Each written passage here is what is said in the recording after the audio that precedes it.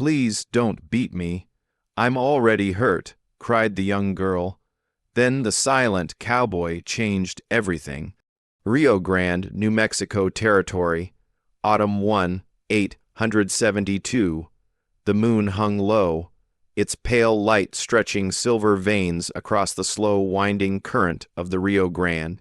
The reeds rustled with the cold whisper of wind, and night sounds buzzed softly until they were cut by a cry that did not belong to nature. "Please do not beat me, I am already hurt." The voice cracked mid-sentence, hoarse panicked. A girl stumbled onto the muddy riverbank, dragged by her wrist. She was no older than 20, her frame thin and trembling. Torn fabric clung to her shoulders, her bare feet smeared with blood and dirt. Her face, half shadowed beneath a mess of tangled hair, was streaked with bruises and silent tears. Abigail Harper gasped as she fought against the man, pulling her forward. "I said walk." He growled, raising his hand again, but before it could fall, click. The sound of a rifle cocking broke through the night like a crack of thunder. Both Abigail and her pursuer froze. Across the river, under a crooked cottonwood tree, stood a figure, tall, unmoving, part of the shadows until that very moment. The starlight caught the metal of the rifle in his hands and the brim of a dark, weather-beaten hat that cast his face in shadow. But his voice did not follow. No warning, no name. The man holding Abigail squinted, trying to see through the dark. He hesitated. Then, as if the weight of that silent stare became too much, he dropped her wrist. I didn't mean no trouble," he muttered, backing away. The figure did not move. The man cursed under his breath and turned, disappearing into the brush like a rattlesnake chased from fire. Silence reclaimed the river. Abigail collapsed to her knees, coughing from the pain in her ribs. She turned toward the stranger, one arm shielding her face. Who are you?" He still said nothing. Then he stepped into the shallow water, boots splashing softly. When he reached her side, she flinched, but he knelt instead of looming. His eyes met hers, deep-set, unreadable, but not cruel. He reached down and without a word lifted her into his arms. Her body stiffened from pain, but she did not resist. For the first time in days, no hand struck her. No voice barked at her to move faster. His touch was careful. Not tender exactly, more like something practiced, precise, like he had done this before, maybe many times, with people who bled more than she did. He carried her away from the river, his boots pressing soft tracks into the moist dirt. Beyond the tall grass and through the thin woods, a tiny cabin came into view, a single window glowing faintly with orange lamplight. Abigail drifted in and out of consciousness, every step sending lightning through her bruised side. But something about his steadiness, the smell of pine and leather on his coat, and the calm in his breathing began to ground her. When they reached the cabin door, he nudged it open with his boot. The room inside was sparse. Wooden table, single bed, shelves lined with glass jars and dried herbs. A fire crackled low in the hearth. He laid her gently on the bed, then stepped away. She watched as he poured water into a basin, tore a strip from a clean cloth hanging nearby, and brought them to her side. Only then his voice came, "You are safe now." It was low, rough, like a voice unused for too long. Abigail blinked at him, trying to sit up. "Why did you help me?" He didn't answer right away. He only dipped the cloth into the basin and pressed it against her temple. When he finally spoke again, his words were quiet but sure. "No one deserves to be hurt like that." Then he stood, turned, and stoked the fire. Abigail lay still, her limbs trembling but warm, the scent of cedar smoke curling through the room. She did not know his name. She did not know what tomorrow would bring, but for tonight she was no longer alone on the river bank, and someone without needing to speak it aloud, had chosen to stand beside her. The cabin was still when Abigail opened her eyes. Dark wood beams crossed the low ceiling. A fire crackled in the stone hearth, its light flickering softly against the walls. The air smelled of smoke, pine resin, and something sharper. Herbs, maybe, her body etched in layers, and every breath reminded her of the bruises across her ribs. Then she saw him. The man sat by her side, sleeves rolled up, hands working with quiet care. He was pressing a cloth to her arm, gently cleaning dried blood she had forgotten was there. His movements were practiced, efficient, never lingering. Beside him on the table lay strips of bandage, a mortar of crushed herbs, and a tin of salve. He looked up only when he noticed she was awake. "Where am I?" she whispered. "Safe," he replied. His voice was the same as before. Gravel, rough, low, and few in words. She studied his face in the fire light. He was older than she'd thought at first, maybe 30. Faint lines etched his brow. His jaw was shadowed with days-old stubble. The eyes, though gray, blue, steady, carried something that made her feel both seen and invisible at once. "Who are you?" she asked again. "Caleb." That was all he said. He dipped the cloth again and resumed cleaning. Abigail turned her face toward the wall, silent. The next day, she tried to sit up on her own. Caleb noticed from across the room, but did not rush to help. He watched. When she winced and fell back with a groan, he brought a cup of water and placed it beside her. By evening, she was able to stand. The days passed slowly. Mornings brought weak sun and the sound of birds by the river. Afternoons drifted by in quiet tasks, Caleb chopping wood, fishing near the bank, or tending something in the small garden out back. He spoke only when necessary, and even then only in short answers. Abigail, restless in the silence, began to speak. She told him about the mine owner her father had promised her to, about the first time the man slapped her for speaking without permission, about the bruises that never faded, and the look in her father's eyes when she begged not to go back. "I will a debt," she said one morning, sitting on the porch with a cup of weak tea, "a body to be traded. That is all I ever was to him." Caleb was whittling something on the steps. He did not look up. He did not speak. But the next morning, she found a fresh loaf of bread wrapped in cloth at her bedside. He never asked questions, not about where she was from or why she cried in her sleep. But he left his wife's old clothes folded neatly on the stool, faded cotton dresses, a shawl with age, stitched hem, boots 2 sizes too big, but dry and warm. Abigail began to move more. She swept the porch. She helped clean wild herbs and tried to patch the torn shutter on the window. Her hand was clumsy with the hammer, but Caleb handed her the nails anyway, then stepped aside. Each night she returned to the small cot he had made for her and found it freshly laid, the pillow fluffed. She never saw him do it, but she knew it was him. One night, as the fire burned low, she said softly, "You do not talk much." He did not look up from his corner. "Words are cheap." She frowned, and silence sometimes costs more. That was the longest sentence he had spoken since she arrived. Abigail was not sure when she stopped flinching at footsteps or when she stopped checking the window for shadows, but one morning, as she stood in the sunlight, brushing her hair with her fingers, she realized she had slept through the night without fear. Caleb walked past her with a bucket of water. Their eyes met briefly. She offered him a small smile, not out of politeness, but because something inside her felt just a little less broken.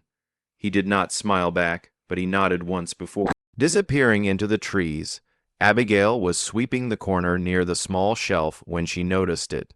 Tucked between 2 weathered tins and a bundle of dried sage was a leather-bound notebook, its edges curled with age and use. She hesitated, then pulled it free. The pages were yellowed. Ink had faded in places. She flipped through carefully.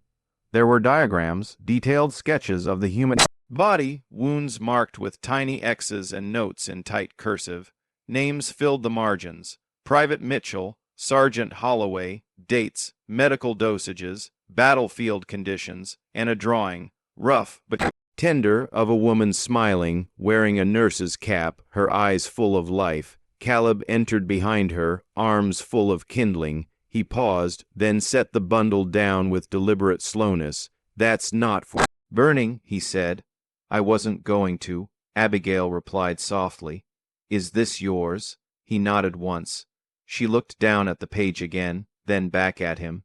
"You were a doctor, army medic," he corrected. "During the war." She waited, not pushing, but after a moment, he sat on the bench across from her and stared into the fire. His voice, when it came, was barely more than breath. 15 minutes late, he said. Abigail frowned. "My platoon, 40 men, I was the only one with field training, got delayed at the canyon pass. They were ambushed. By the time I reached them, it was over." She didn't speak. Caleb, hands clenched in his lap, spent the night dragging bodies into a ditch. "Couldn't save a single one, not even her," Abigail asked. He stared ahead, jaw tight. "My wife, Nora, she was a field nurse, volunteered because I did. We were assigned together mostly. That day, we were split. I told her I'd meet her after I helped the cavalry. I was late." Silence fell over the room like dust. "I held her while she bled out," he said at last. "She kept apologizing." "Can you believe that?" she said. "Sorry for dying." Abigail felt her throat tighten. "I left the army," Caleb continued. "Couldn't look at another wound without seeing her face. I followed the river because she loved it. We planned to settle near the water after the war." His gaze dropped to the floor. "Instead, I buried her by it." Abigail folded the notebook shut and set it beside the hearth. Her fingers itched to reach for him, but she didn't. Not yet. Not today. That night she rose early to stir the fire and found an onion, a handful of dried peppers, and the last of the salted meat. She remembered Caleb mentioning offhand weeks ago that Nora used to make a stew that bit back. She did her best. It wasn't perfect, but it was warm. And when he sat down that evening, she placed a bowl in front of him without a word. He tasted it, blinked, then gave a quiet, almost imperceptible nod. Later, while he worked outside mending the fence, she folded his blanket for the first time, tucked the edges in tight, smoothed the corners. She did not ask anything more that night, but when he came inside and their eyes met, something had changed. Two souls, cracked at the edges, sat in the same room, not whole, not healed, but no longer entirely alone. The sun hung low over the Rio Grande, casting warm amber light through the trees that lined the riverbank. In the hush of evening, the sounds of the forest softened, the chirp of crickets, the hum of distant water, the crackle of firewood beginning to burn in the hearth. Inside the newly patched cabin, Abigail moved quietly, her steps no longer uncertain. Her hands carried a small wild daisy she had picked near the fence line, its petals pale and slightly curled. She placed it gently in the center of the wooden table, before stepping back and brushing her skirt with the side of her palm.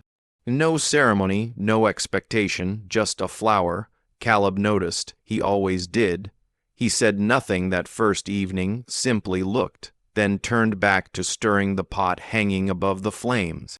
But the next afternoon, when Abigail returned from gathering berries near the bluff, she found the daisy tucked into a small glass jar, one she had seen collecting dust on the shelf above his desk. It now sat proudly beside a pile of his notes and sharpened pencils. He never mentioned it. She did not ask. Later that week, while folding laundry, Abigail came across Caleb's shirt, torn at the elbow, the stitching frayed. She laid it out on her cot and threaded a needle without thinking, the motion familiar from years tending her younger siblings' clothes. Her stitches weren't perfect, but they held. She left the shirt folded neatly at the foot of his bed. The next morning, she found the shirt gone, but when he stepped out to chop wood, he was wearing it. No words passed between them, but the air between them felt warmer somehow, like the coals in the hearth that never truly went cold. Then, one quiet evening, Abigail returned from the river's edge to find a book on her side of the table. Its cover was worn, the spine cracked from years of use, an old volume on field medicine, with notes scribbled in the margins in faded ink. She turned it over, glancing up at Caleb, who sat across from her, polishing a knife. She held it up. "Is this a hint or a gift?" He looked at her over the rim of his cup. "Both." She laughed softly. "Well, I suppose I will have to learn how to make your bitter tea then." "You already do," he murmured, lips twitching. In the days that followed, Caleb spoke more. Not much, but a sentence here, a dry joke there. A glance exchanged over a pot of stew that turned to a brief knowing smile. Abigail learned that he hated burnt biscuits, preferred sleeping with the windows open, and always double knotted the twine around his bundles of herbs. She also noticed the way he paused when she hummed while sweeping, how he sometimes lingered near the door frame, not to watch her, but simply to be near. Once she oversalted the stew. She grimaced at the first bite, muttering, "Well, I just ruined dinner." Caleb took another spoonful and said, "Tastes like survival." Then, unexpectedly, he smiled. Not wide, not showy, but real. Later that night, as Abigail folded a blanket by the hearth, she caught herself watching him as he sharpened a blade. The firelight played on the angles of his face, his movements smooth, practiced. A man built by duty, chiseled by grief. And yet here he was, sharing quiet dinners and daisy jars with a girl he had once found broken by a riverbank. She turned away before he saw her gaze linger. But he had noticed, just as she had noticed the extra log he threw on the fire when the night grew colder, or how he always stirred the soup counter, clockwise, just like her mother used to do. Somewhere between the silence and the stitching, the daisy and the book, the spaces between them had started to disappear. No grand confessions, no declarations. Only the small, careful rhythm of two people learning to trust again.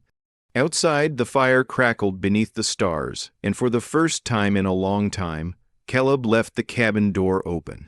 The night was still, too, still. Crickets had fallen silent. The river's lapping softened beneath a shroud of unnatural calm.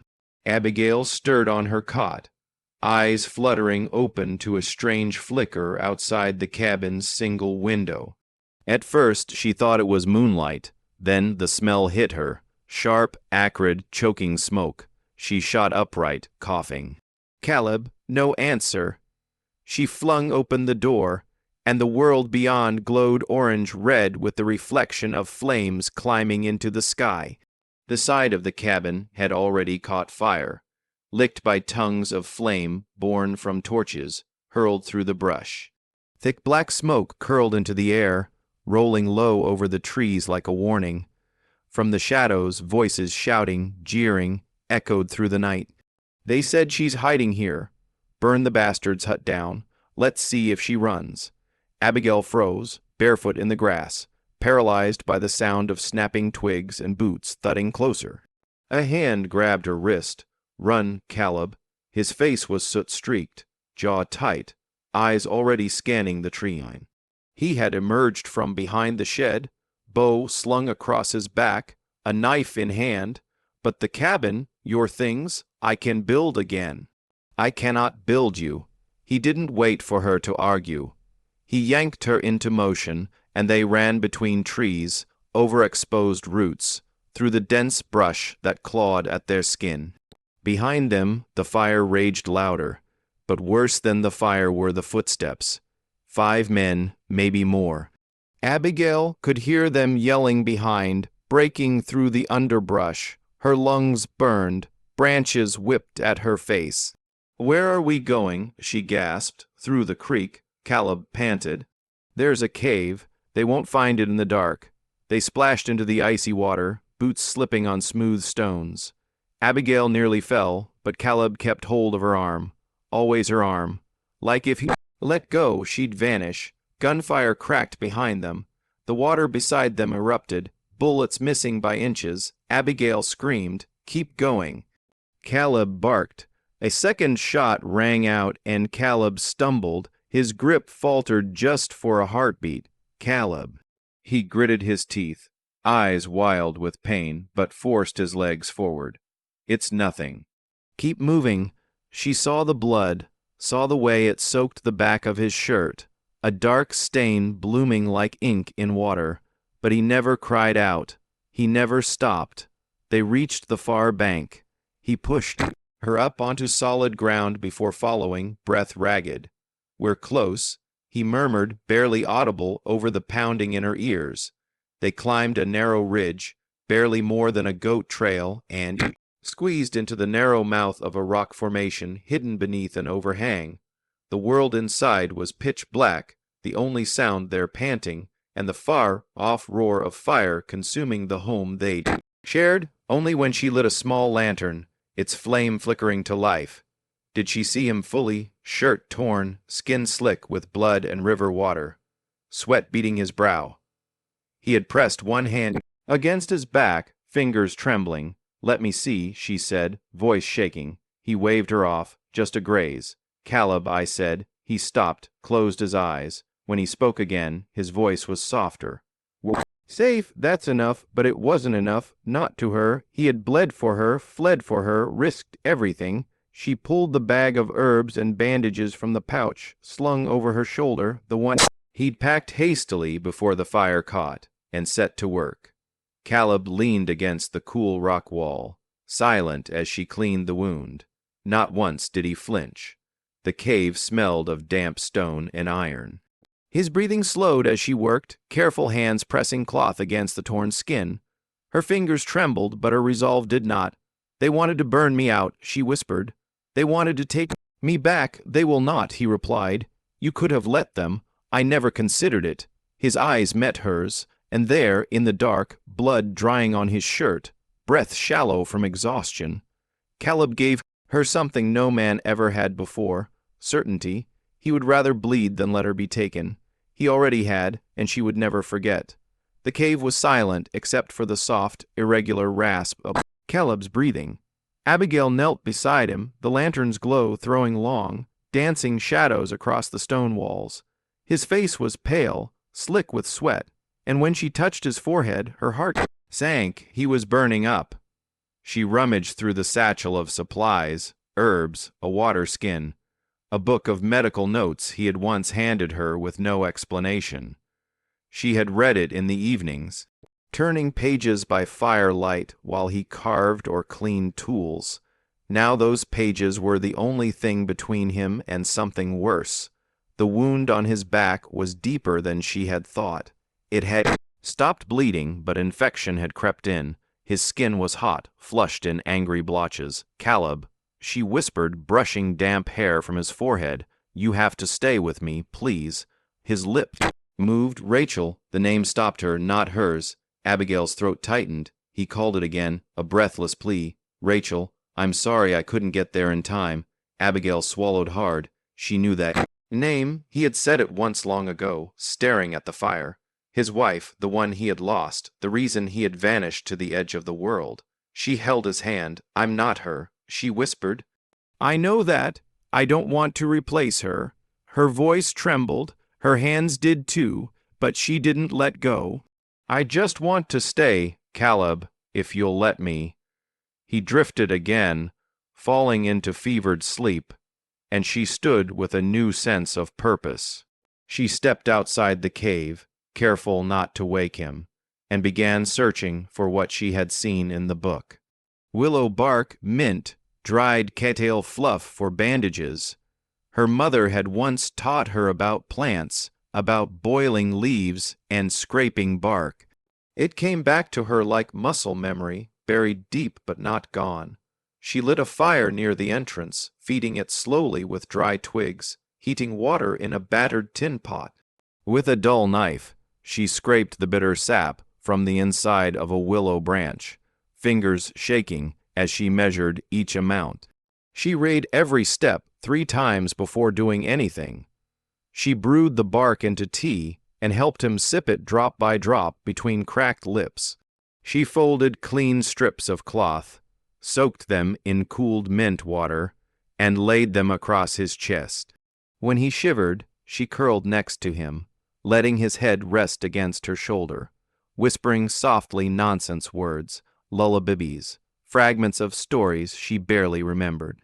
It was morning before she slept, her back against the cave wall, her hand still in his. When she woke, the lantern had burned out, but the first thing she saw was his eyes open, clear. "Hey," she breathed. Caleb blinked, his voice a rasp. "You stayed." She nodded, tears prickling the corners of her eyes. He looked down at their joined hands. "You did it." Abigail gave a soft laugh, then shook her head. "No," she whispered, voice catching. "We did." She sat up gently, checking the dressing on his back. He didn't flinch. He was stronger, not well, not yet, but better. Her work had helped. She had helped. The girl who had once begged for someone to save her had become the one to hold someone else. Through the night, the fire outside had died to embers. The sky above the cave entrance brushed in the first pale pink of dawn. Abigail leaned against the stone wall, watching the day begin. She had faced blood, fear, the ghost of a woman she could never be, and still she had not left. Not because he needed her, but because she had chosen to stay. The river was calm that morning, gliding like silver ribbon under the pale sky. Mist hovered just above its surface, soft and slow, like a breath not yet released. Caleb sat on a flat rock by the bank, his hat resting beside him, arms draped loosely over his knees, his shoulders still etched, wrapped in Abigail's careful bandaging, but he could breathe now without fire in his chest. Abigail stepped out of the trees behind him, holding a tin cup of warm tea. She wore the oversized coat he had given her, sleeves rolled and frayed, the fabric brushing her knees. She didn't say anything, just sat down beside him and held out the cup. He took it with a small nod. They sat like that for a while, letting the silence stretch. The river babbled. A bird chirped somewhere deep in the brush. She sipped from her own cup, steam curling around her face. Caleb tilted his head, watching the current move past the rocks. Then, with a voice low and even, he asked, "Why didn't you run when you had the chance?" Abigail blinked. He didn't look at her, just stared out at the water, as if the answer might already be written in its flow. She set her cup down on the mossy ground and laced her fingers around her knees, because for the first time, she said slowly, "Someone saw me not as a burden, but as a soul worth keeping." Caleb's jaw tensed, but only for a second. He turned to look at her. "Really, look." "I am not brave," she continued. "I ran away from pain from a cage someone else built for me. But when I got here, you didn't try to fix me. You just let me be. You deserved that," he murmured. She smiled faintly. "So did you." A breeze passed, lifting her hair gently. She turned toward him, not expecting anything, not asking, just existing beside him, like the river did, quiet and strong. He reached for her hand slowly, like it was something sacred. Their fingers touched, intertwined without needing pressure. They didn't kiss. There were no promises or declarations, just her head leaning softly against his shoulder, and his breath slowing as he leaned into her warmth. The morning sun crept higher, gold light rippling over the river. In that moment, there was no past, no pain, no ghosts, only a girl who had survived, and a man who had stopped running from himself. A soul found, and another choosing to stay. And that somehow was more than enough. The clearing by the river was no longer scorched earth and ashes.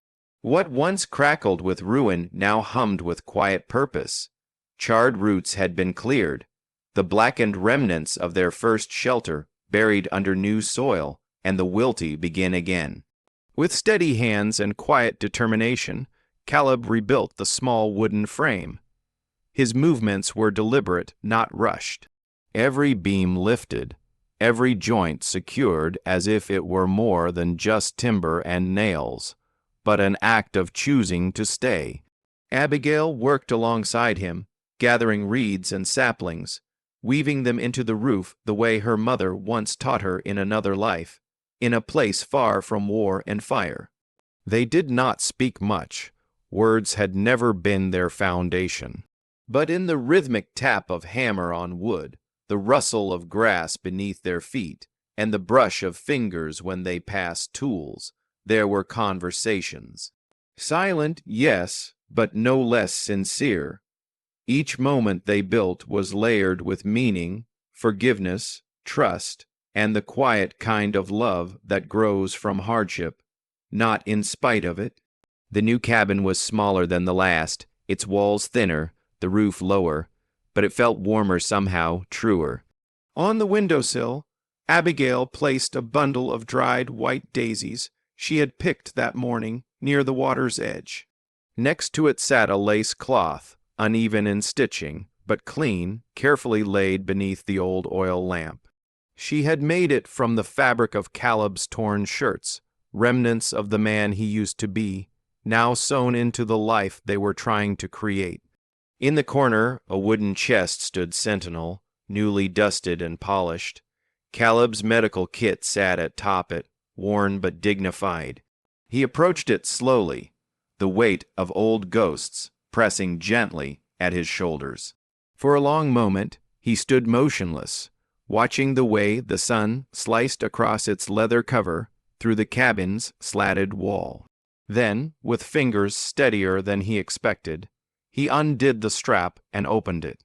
Inside, scalpels dulled but usable rolls of aged gauze, a faded notebook filled with sketches and names he once carried with him across dusty battlefields. Memories curled inside like smoke. "Maybe it's time to try again," he said, the words more to himself than anyone. Abigail stepped beside him. She didn't hesitate. Her hand slid over his on the leather kit, warm and grounding. Together, she said, that night they stood once more at the edge of the river. The water moved slowly, no longer rushing, as if echoing their pace. Moonlight stretched wide over the surface, catching every ripple and turning it to silver. The wind was cool, lifting the scent of wood smoke and earth of something newly born. Caleb wrapped an arm around Abigail's waist. She leaned into him, their silhouettes melding into one beneath the sky. "The river carried me to you," she whispered, "and I will never drift away." He did not reply. His silence, as always, said enough. They stood there a long while, letting the river speak. It did not rush, it did not pull, it simply stayed like them. If this story touched your heart, if you felt the quiet strength of Caleb, the resilience of Abigail, and the healing power of love, then don't let it end here. Hit that hype button to show your support and subscribe to Wild West Love Stories for more emotional, action-packed romances set against the raw beauty of the old American frontier. Because out here, where the wind carries secrets and rivers bring souls together, every love story is worth hearing. We'll see you on the next ride.